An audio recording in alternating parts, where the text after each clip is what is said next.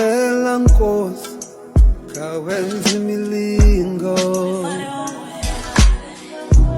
izinto zethu zibanjiwe, khona ilungayo zibanje emoyeni. Kodwa mna ngithembele kuwe, nafela kuwe yonke imimoya.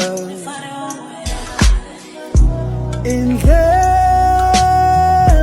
zivaliwe, akho nto ihambayo, zivale emoyeni.